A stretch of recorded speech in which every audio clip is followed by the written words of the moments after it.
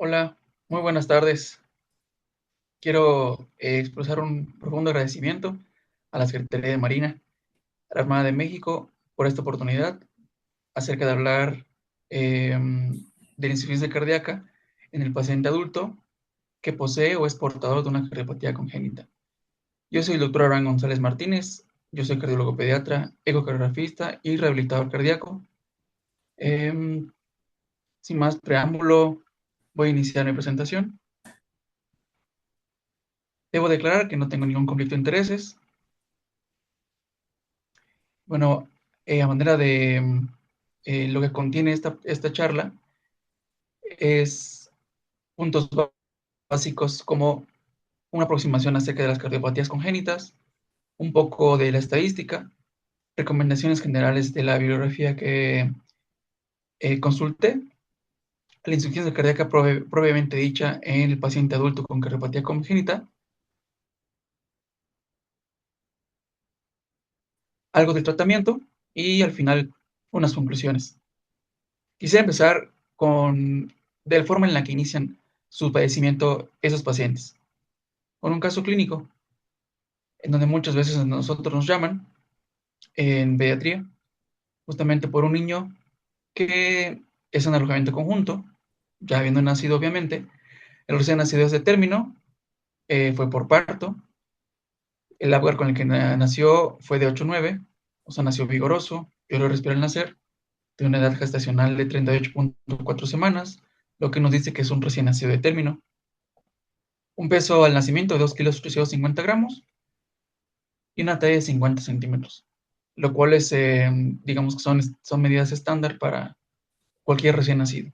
Entonces, hasta ahorita no tenemos ningún dato de relevancia, pero nos dicen que el tamiz cardiológico, que justamente en México se hace o se debería de hacer en la mayoría de los hospitales materno-infantiles, que será alterado, con una saturación preductal de 88%, esto es en el brazo derecho, y una saturación postductal en cualquiera de las otras tres extremidades de 86%. Entonces, automáticamente nos dicen que el tamiz cardiológico se ha alterado y por lo que el médico pediatra acude a ver al paciente. Vemos el médico pediatra lo que hace es ver a un niño recién nacido, pregunta por factores de riesgo a la madre, eh, sin nada relevante, un seguimiento prenatal normal, sin ninguna alteración, vacunas aplicadas, vitaminas, alimentación, ganancia ponderal de la madre sin alteraciones. Eh, y vemos al paciente que pues efectivamente tiene una coloración que es anormal. Para las 24 horas de vida, ya el recién nacido tendría que estar saturando arriba del 90%. Sin embargo, en este paciente encontramos que tiene una saturación anormal, o sea que tiene cianosis, que es la coloración azul de la piel y las mucosas. Hay que recordar que esta puede ser central y puede ser también periférica. La periférica es con la que todos los recién nacidos nacen y que es un proceso adaptativo, la cual se remite hasta que tenga una coloración sonrosada. Después de esto,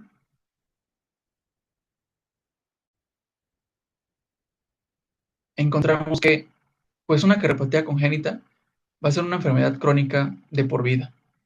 Entonces, ese es el inicio de este padecimiento, que es de por vida, y el cual va a llevar a cabo pues una serie de eventos en la vida de este paciente. Hay que recordar que en los años 80, en los años 90 es cuando la cardiología pediátrica tiene un auge importante en cuanto al diagnóstico, en cuanto al tratamiento, y es una ciencia que pues sigue creciendo. Tanto así que ya los pacientes que antes no tenían un buen pronóstico, ahora ya lo tienen. El pronóstico puede ser muy bueno en la mayoría de los casos, con una supervivencia cercana al 95% y con una disminución en la mortalidad. Es así que las enfermedades o las comorbilidades a las que nos vemos enfrentados por el proceso de crecimiento, eh, toman una mayor relevancia. Entonces, es un paciente cuyo diagnóstico se va a llevar a cabo por medio de un ecocardiograma, quizás alguna otra técnica de imagen avanzada como la resonancia magnética, un angiotac, y va a ser llevado a un procedimiento. Este procedimiento en la mayoría de los casos va a ser por intervencionismo o por cirugía. Después de esto, pues el paciente, si resulta exitoso dichos procedimientos, va a tener que recurrir a ciertas hospitalizaciones y va a necesitar un seguimiento. A lo largo, va a requerir también ingresos de urgencias si es que la cardiopatía eh, quedó con alguna lesión residual o, por ejemplo, en la etapa de la niñez, si adquieren algún proceso infeccioso, algún accidente que es propio de la edad preescolar, escolar, y que si bien no se relaciona directamente con la cardiopatía, bueno, pues la cardiopatía tiende a tener ciertos cambios en cuanto a el cómo reacciona el cuerpo, ¿no? Cómo responde. A su vez, pues es un niño que va a seguir creciendo, siempre y cuando se solucionen o se resuelvan estos problemas. En el caso de una mujer, va a desear ser mamá en la mayoría de los casos. Puede que se opte por el caso contrario, en donde no desean la maternidad. Y conforme va creciendo, sigue creciendo él o la paciente, van a aparecer signos y síntomas que justamente ya dejan de ser parte del dominio del pediatra. Y otra alta especialidad, pues es el cardiólogo experto o que tiene dominio en cardiopatías congénitas, ¿no? A su vez, estos signos o síntomas o lo que va a él a seguir, después de lo que ya siguió el cardiólogo pediatra, pues van a ser signos como la disnea, signos y síntomas que van a ir relacionados con las lesiones o las cirugías que se realizaron con anterioridad, los procesos infecciosos que también se relacionan con la cardiopatía o con las lesiones residuales, si es que durante el proceso aparecen arritmias, hay que darle seguimiento a las arritmias, y por último, pues las comorbilidades que se van a ir agregando al mismo proceso de envejecimiento del ser humano, ¿no? Pues como diabetes, hipertensión, si el paciente desea fumar, si tiene una vida sedentaria y no tiene una buena alimentación, pues bueno, la obesidad, que es un problema importante en nuestro país. Al final, hay que recordar que pues esos pacientes eh, con las cardiopatías más complejas van a tener una menor esperanza de vida, pero que a la fecha, gracias a los avances en la tecnología del diagnóstico y el tratamiento, pues esos números han ido cambiando con el paso del tiempo. Algunos números clave que debemos recordar es que la prevalencia mundial de las cardiopatías congénitas afectan a 9 de cada 1000 nacimientos. Es muy importante porque las cardiopatías congénitas son son las malformaciones o las alteraciones al nacimiento más frecuentes en el ser humano. Entonces es de aquí la relevancia que tienen pues, estas alteraciones, su diagnóstico oportuno para poder ofrecerles un tratamiento necesario también. Actualmente, más del 90% de estos pacientes van a sobrevivir en la edad adulta. Esta cifra es más cercana en países de primer mundo, como Estados Unidos y Europa. México está un poco alejado. Sin embargo, los avances pues siguen en continuidad en nuestro país y salvo algunas excepciones en cuanto a poder hacer el diagnóstico oportuno, la lejanía quizás, en otros casos, o las condiciones en las que nace el recién nacido, pues son las que se ha visto que tienen mayor relevancia en cuanto a poder ofrecer un tratamiento a los niños mexicanos. A su vez, vamos a dividir las cardiopatías en leves, moderadas y graves. De las leves vamos a conocer o vamos a tener básicamente a tres. que son la comunicación interauricular, la comunicación interventricular y el conducto arterioso. Esta última es la más prevalente en nuestro país. Se asocia justamente a las regiones más altas, más o menos a más de 1500 metros a nivel del mar. Justamente por las condiciones en las presiones de oxígeno, es lo que se ha visto relacionado. Y por último, las cardiopatías que son, vamos a catalogar como graves.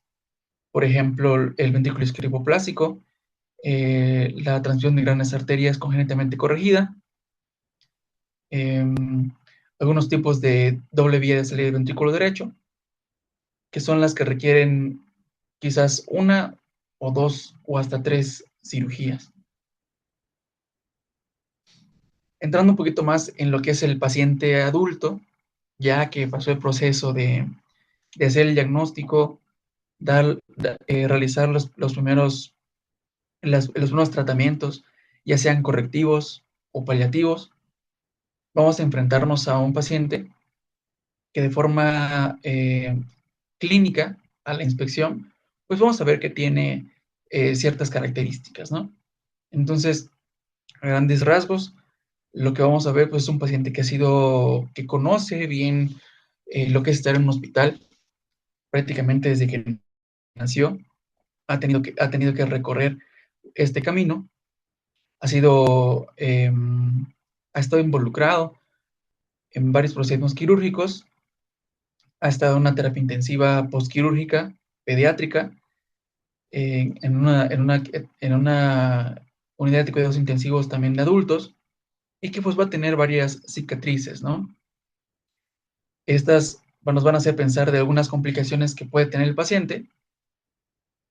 Por ejemplo, si pueden ver mi cursor, la esternotomía media es la cirugía más frecuente y es en la que tienen que ver prácticamente la mayoría de todas las cirugías de congénitos, las correctivas y las paliativas.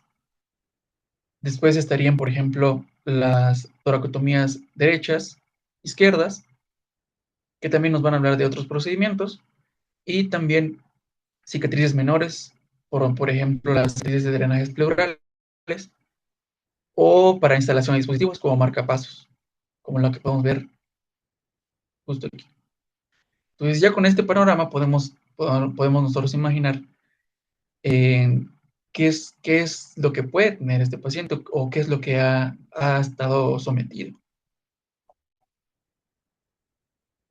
Ahora, viéndolo por dentro, de forma esquemática, es digamos que esta es una cirugía que se utiliza para ciertos tipos de cardiopatía compleja, grave, que se llama cirugía de Fontan. La operación o la cirugía de Fontan consta de tres estadios. El primero, habitualmente se realiza una fístula aortopulmonar en la que se conecta un tubo de un material que se llama Goretex de la aorta hacia alguna de las ramas pulmonares. Y esto con el fin de poder proveer un, un flujo de sangre hacia la vasculatura pulmonar. Esto va a ser en casos de cardiopatías congénitas en las que no existe un flujo adecuado hacia los pulmones desde el ventrículo derecho. Pueden ser algunas obstrucciones, estenosis, atresia de válvulas o incluso casos en donde, por ejemplo, no se forma el drenaje, el drenaje pulmonar hacia el corazón y se requiere de este primer estadio, que es la fístula aortopulmonar, también conocida como Blalock-Taussig. Después se va a hacer la cirugía de Glenn, en la que consiste, es un segundo estadio, consiste prácticamente en colocar prácticamente un tubo que va a ir de la vena cava superior hacia una de las ramas pulmonares. Posteriormente, el Fontan o esta circulación de tipo Fontan en el tercer estadio constituye la colocación de un tubo que va a ir de la vena cava inferior y va a llegar, en la mayoría de los casos, o actualmente es como se realiza, y va a ir conectada a este tubo justamente a las ramas pulmonares. Puede ser la rama derecha, puede ser la rama izquierda. Ya va a depender mucho del centro en el cual se realice la cirugía.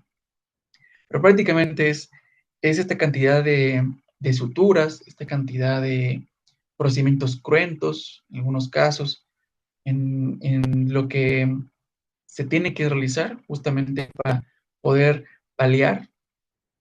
Paliar, repito, no es una corrección, es una cirugía paliativa para casos como, por ejemplo, ventrículo izquierdo hipoplásico, ventrículo derecho único, canal AB y otro tipo de malformaciones que requieren ese tipo de corrección, ¿no?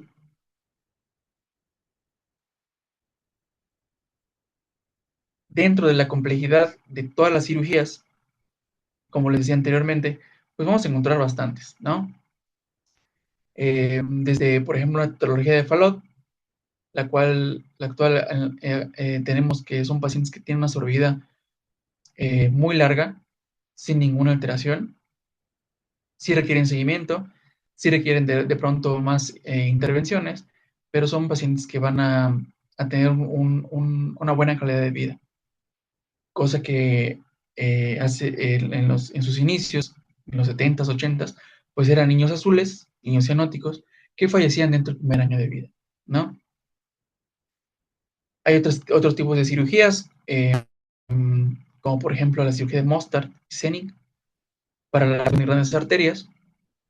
Entonces se hacía una manipulación a través de bafles o parches dentro de las aurículas, que es lo que podemos ver en esta imagen, justo aquí. Entonces, la tracción de grandes arterias consiste en que la aorta va a salir del ventrículo derecho y la arteria pulmonar va a salir del ventrículo izquierdo. Entonces, recordemos que la circulación tiene que tener un cruce y en ese tipo de patologías, la circulación arterial y venosa pues corren en paralelo. Lo que se hacía antes era este tipo de procedimientos, el de Mostar y Senning, pero tenían muchas complicaciones en cuanto a arritmias, dado que la manipulación del tejido atrial es propenso a, realizar, a la génesis de arritmias. Después se cambió al switch arterial o cirugía de Yatene, en donde lo que hace el cirujano es disecar tanto el tronco de la aorta y el tronco de la pulmonar, y lo que hace es un switch, o sea, girar o intercambiar a estos dos vasos, girarlos, por así decirlo, y reconectarlos donde debe de ser conectado, al tronco de la arteria pulmonar en su salida por el ventrículo derecho y al tronco de la aorta a través del callado aórtico. Esa cirugía pues, no tiene grandes complicaciones, manos expertas, sin embargo hay que recordar que la manipulación de las coronarias puede generar isquemia e infartos. Tenemos también la cirugía de doble switch. Esta es más compleja todavía y prácticamente es una combinación entre el switch arterial de Yatene, el inciso C, la cirugía de Mostard. Parecía muy complejo. Habían antes, cuando se hacía más frecuentemente este procedimiento, la mayoría de los pacientes no sobrevivían, un gran porcentaje sí, pero les repito, tenían complicaciones importantes relacionadas a las arritmias. Estas dos últimas imágenes, la E y la F, prácticamente son las cirugías del Fontan que les había platicado, donde se conectan a ambas venas cavas, tanto superior como inferior, y se conectan al árbol de las arterias pulmonares. Puede ser en la derecha o puede ser en la izquierda, eso va a depender de la anatomía y de la habilidad del cirujano.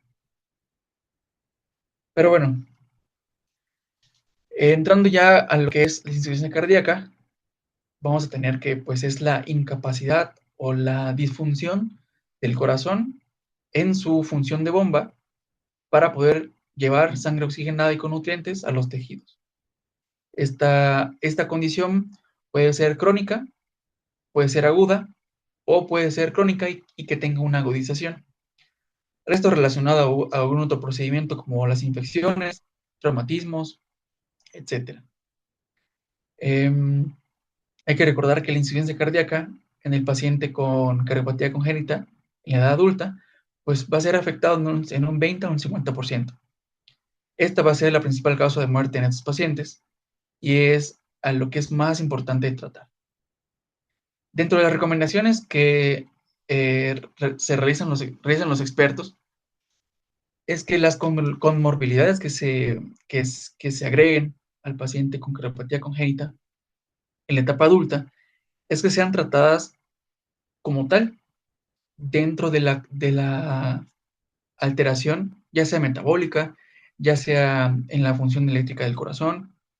Si tiene algún defecto residual, todo va a ir tratado respecto o las recomendaciones de los expertos, a las guías y a las últimas revisiones que se han realizado. Por ejemplo, si el paciente es diabético, dentro de las guías de diabetes existen apartados para pacientes con cardiopatía congénita, pero damos por entendido que los médicos internistas, los cardiólogos, tienen dominio de estas guías y quizás no cambie mucho en cuanto a la, al antecedente de que el paciente tenga una cardiopatía congénita, sino que hay que tratar a la enfermedad de forma aislada, obviamente individualizando cada caso, pero respecto a las recomendaciones internacionales. Asimismo, con otro tipo de enfermedades pulmonares, metabólicas, hematológicas, infecciosas también, y todo va a ir tratado como, como se respecta en cuanto a, sus, a sus guías. Y por último, hay que recordar que las causas de esta insuficiencia cardíaca en este tipo de pacientes, pues evidentemente es por todo lo que ya hemos platicado, a todo lo que se somete el corazón desde que nace, cirugías, procedimientos intervencionistas, procedimientos de electrofisiología, además lesiones residuales que puedan quedar pendientes. Esto sobrecarga de forma crónica, ya sea por volumen o por presión, al corazón, y es prácticamente en donde hay que trabajar. Prácticamente tenemos que, dentro de los pilares de la insuficiencia cardíaca, son los mismos que se aplican para el paciente con cardiopatía congénita. El uso de betabloqueadores está bien descrito. El uso de diuréticos en estos pacientes quizás tenga una preponderancia más importante debido justamente a la sobrecarga de volumen que pueden tener, sobre todo en pacientes con cirugía o circulación espontánea. El uso también de hipolipemiantes, el uso de medicamentos como sacubitril/valsartán, también se ha visto que ayudan a estos pacientes. Otros dispositivos como por ejemplo la terapia de resincronización se ha visto con buenos resultados en los pacientes, dado que, como les decía anteriormente, son pacientes que por la manipulación del tejido auricular van a ser más propensos a arritmias letales y muerte súbita. Entonces, este tipo de dispositivos son, bien recomendados en ese tipo de pacientes.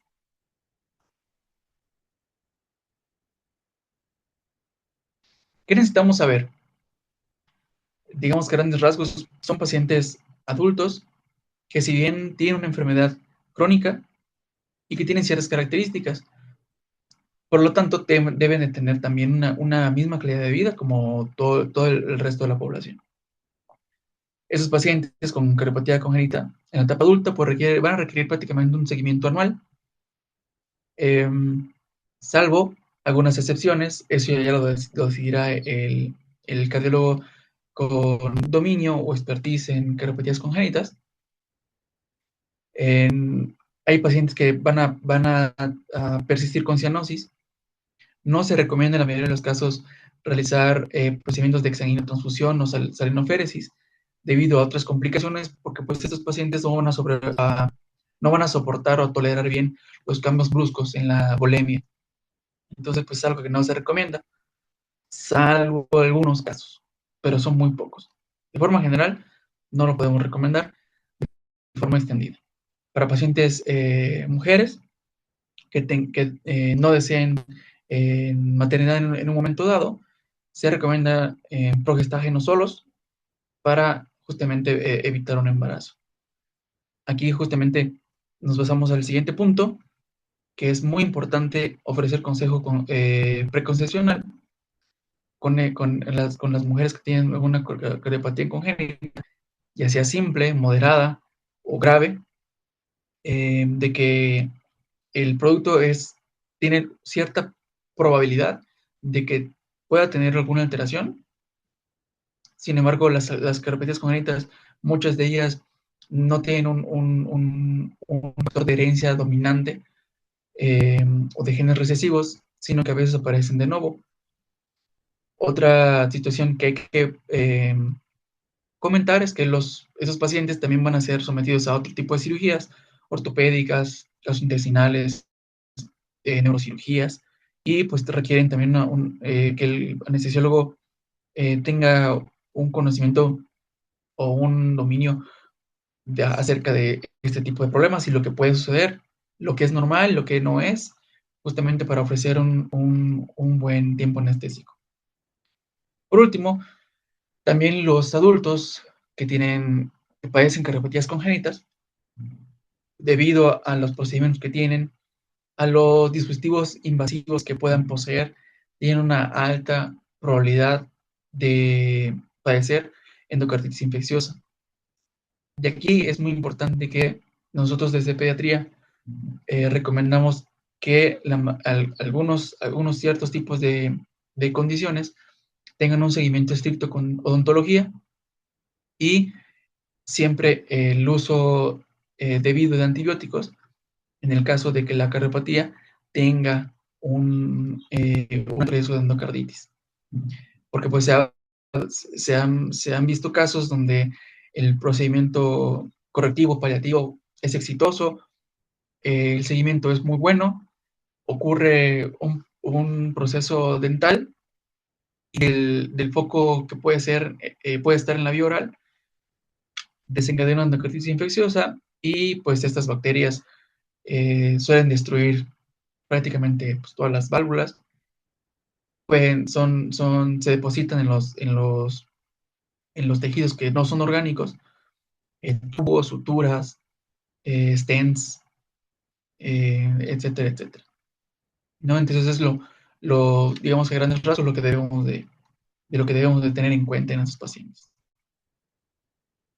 Algo que debemos nosotros igual reconocer en el momento de la exploración física o lo que nos va a llevar prácticamente a sospechar qué es normal, qué es anormal y qué puedo yo encontrar como típico o atípico, pero dentro del contexto de normalidad.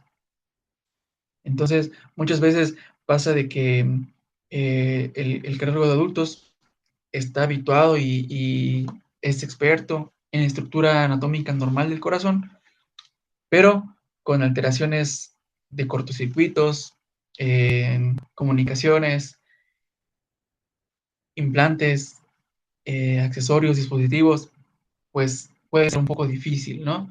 De cómo va a funcionar el corazón ante estos hallazgos. Afortunadamente es un número pequeño de pacientes, pero bueno, digamos que a grandes rasgos, en lo que nos vamos a fijar o lo que le vamos a tomar más relevancia puede ser en el pulso, en la presión.